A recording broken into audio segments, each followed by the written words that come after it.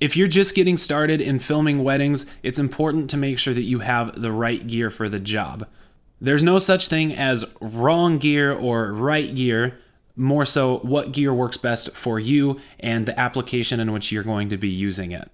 With so many options on the market today, it can make it hard to know what is best for you. That's what I want to share with you in this video and hopefully point you down the right path so you can get the right gear you need to start filming weddings today.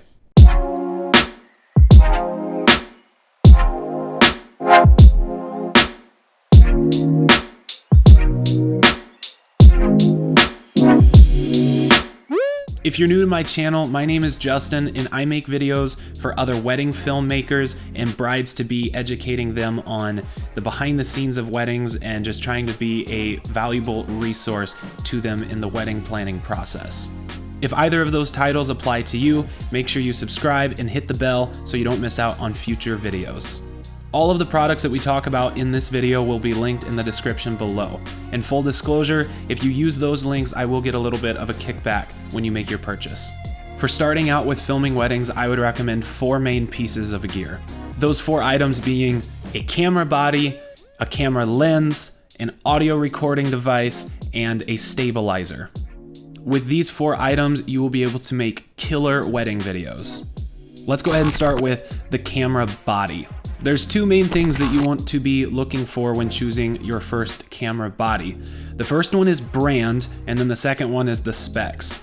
The brand doesn't necessarily matter as much in the beginning as the specs do. The big reason that brand comes into play in the beginning is because you need to look where you want to be as you progress in your craft. If you know that later on down the road you want to be shooting on some higher end Canon cameras, I would recommend that you start with lower end Canon cameras so that as you build your accessory toolbox and you're buying lenses and things like that, that it's compatible as you grow, versus starting with Sony and then making the transition to Canon later on. You're going to have a bigger buy-in to purchase new accessories to fit that. So do your research on what brand you think works best for you and make your decision based off of that.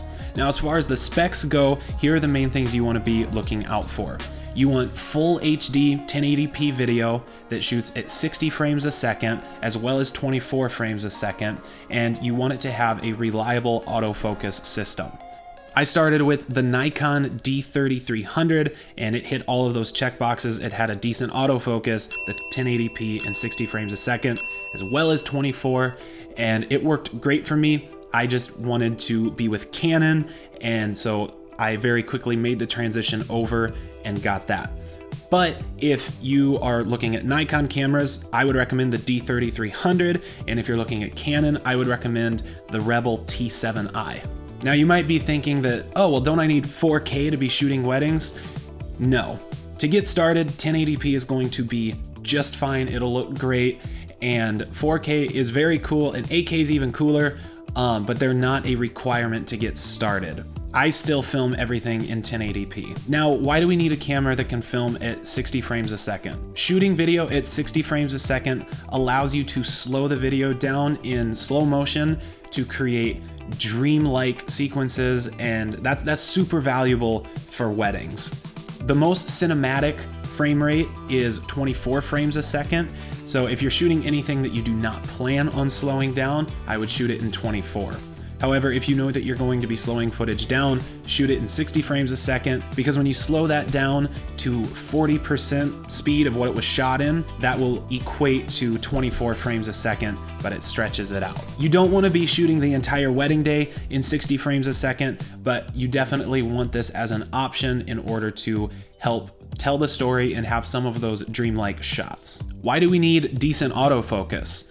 If your camera is on a gimbal or a stabilizer and you have no way of controlling the focus remotely, having autofocus is really, really important. On my Nikon D3300, I had autofocus and it worked pretty well, but I just didn't have the control over it that I wanted. When I made the switch to Canon and the 6D Mark II, it has a touch screen, and I was able to just touch anywhere on that screen that I wanted it to be in focus. And with Canon's dual pixel autofocus, it works phenomenally. So again, for your camera body, you want 1080p 60 frames a second, a decent autofocus system. Do your research on what brand you want to grow with so that you're not needing to make the switch later on. Now let's talk about lenses. An expensive lens on a cheap body will most times look better than a cheap lens on an expensive body. When you're budgeting your first kit out, keep that in mind and maybe dedicate more of your budget to your lens than your body. You might hear some videographers say that you should only be shooting with prime lenses. What are prime lenses and why do they say that? Prime lenses are lenses that are at a fixed focal length, meaning that they don't zoom in or out, they're stuck where they're at. Typically, they look sharper, they allow in more light, and they generally just look better, but they're typically a lot more expensive than a zoom lens, and they don't as easily allow for a run and gun style of filmmaking, which weddings are run and gun for sure. Another reason that prime lenses might not be the best fit for your first lenses is because they are usually different sizes and different weights, and that can throw off the balance of your gimbal or your stabilizer, causing you to have to rebalance that every single time you swap lenses. And this is a huge time waster, and if you're trying to film on a wedding day, you don't want to miss out on shots because you're trying to change lenses. This is why for your first lens, I would recommend a zoom lens. The lens I started out on my Nikon was a Tamron 16-300. That is a pretty big range of focal lengths, but I found it to be super duper beneficial, and I really did enjoy it. What zoom lens should you get though?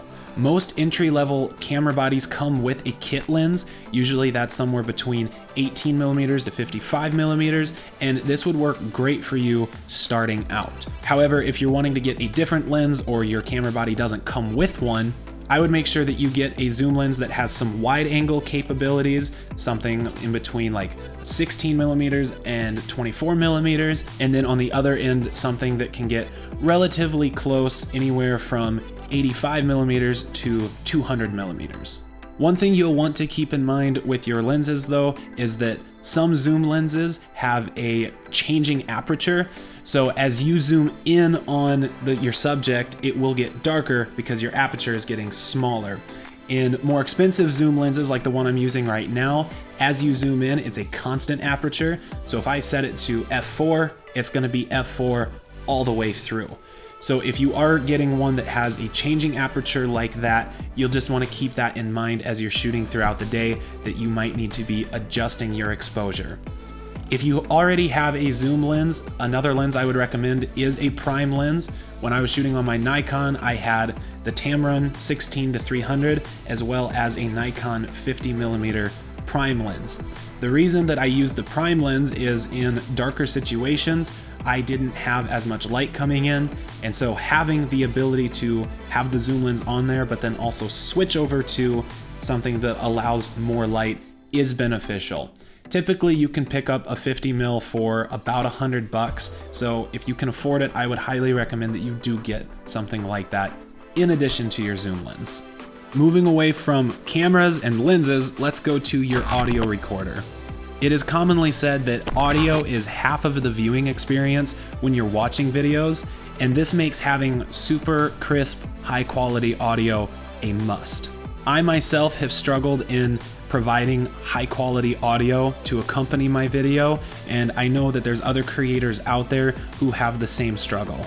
I personally used to find it more fun to focus on the video and not necessarily have as much concern for the audio, which at the time was very, very stupid. I should have been putting a lot more effort into having high quality audio, and I think you should too. Through my process of growing and capturing pro level audio, I've learned to appreciate it a lot more and genuinely enjoy the process of getting super high quality audio, and I hope you can too if you don't already. You might think that a shotgun mic like this one would be one of the most important audio tools that you can have on a wedding day. Having one of these is super important for filming weddings, but if you can only afford one audio recording device, I would highly recommend something like the Zoom H1N. Along with that, I would recommend a little lavalier microphone that just plugs into it.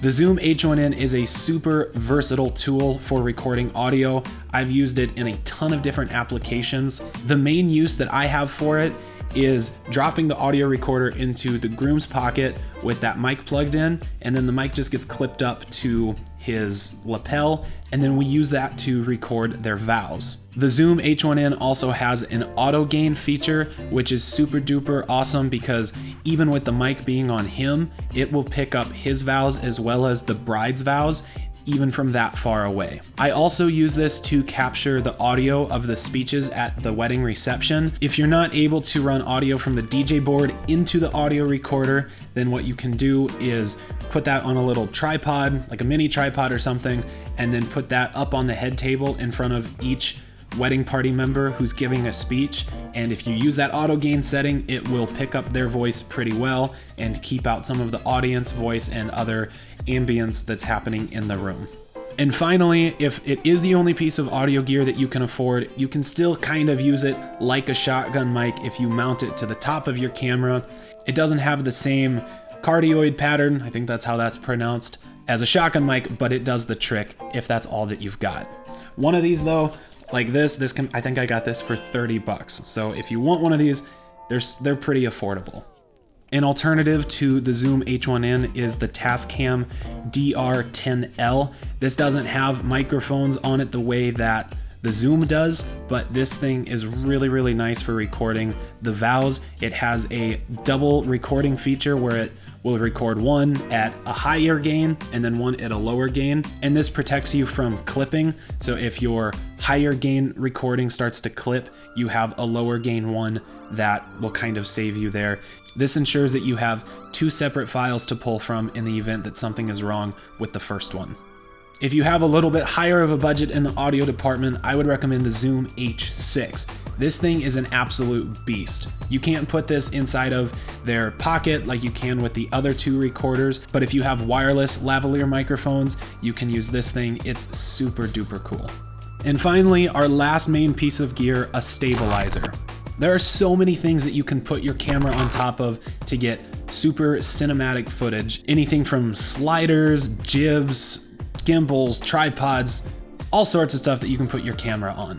While all of those things are great, you need something that can cover a wide variety of shots for a super affordable price. A single operator gimbal or a glide cam is probably going to be the best bang for your buck. You can create so many interesting and cinematic shots with one of these tools.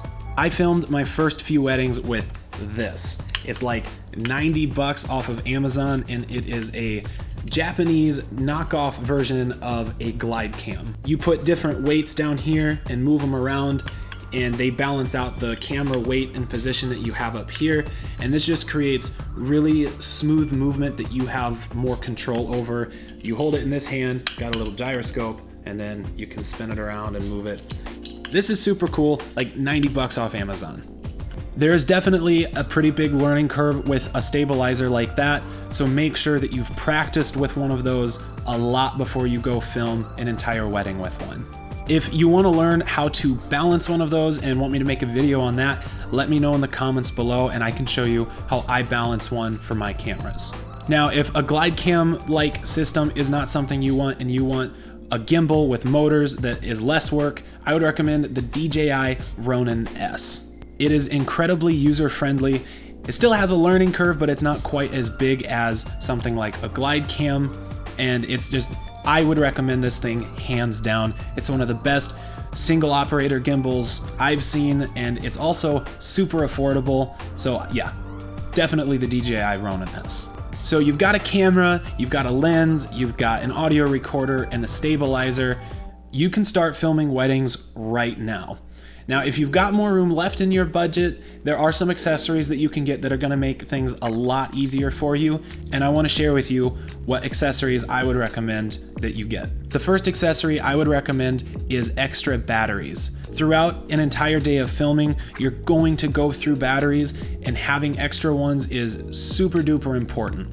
Most venues that you film at will have electricity for you to be able to charge batteries, so while you're filming with one set, you can go ahead and be charging up another set. But do your research on the venue that you'll be shooting in. If there's no power available, then make sure that you have enough batteries to last you for the entire day.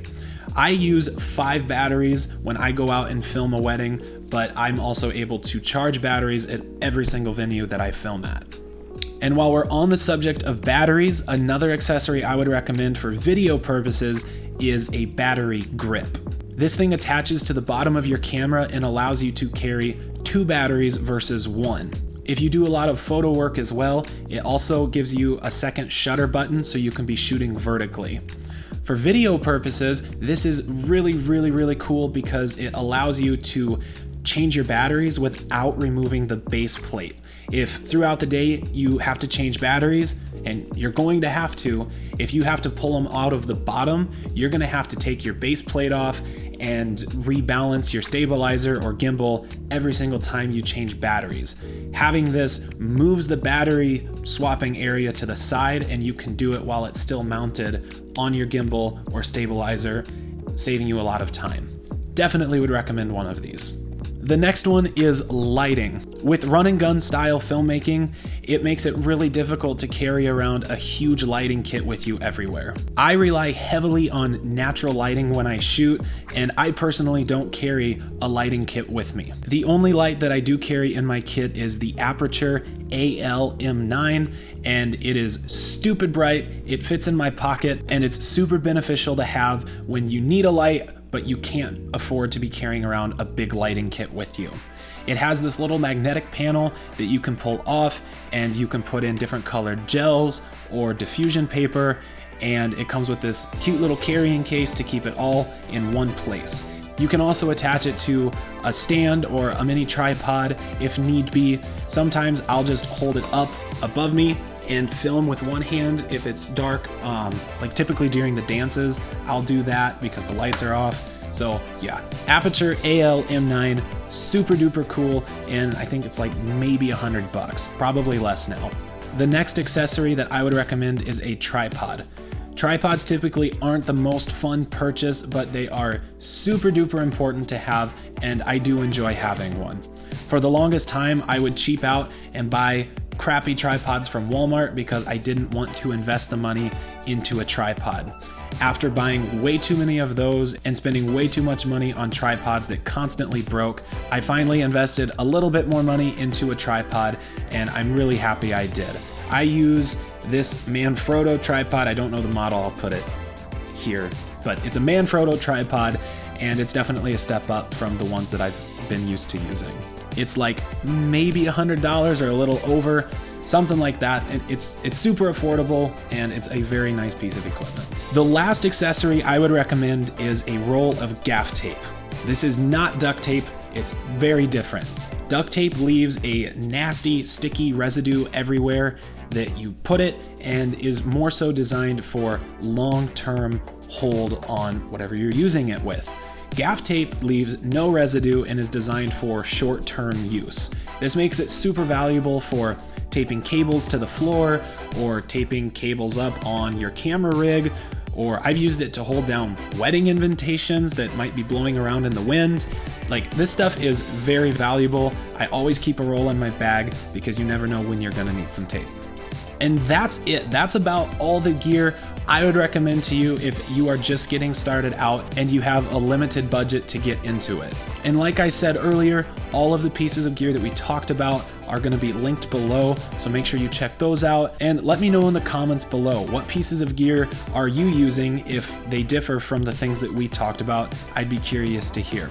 If you learned something from this video, make sure you hit the like button, and if you aren't already, go ahead and subscribe and hit the bell. It actually does make a difference. Thank you.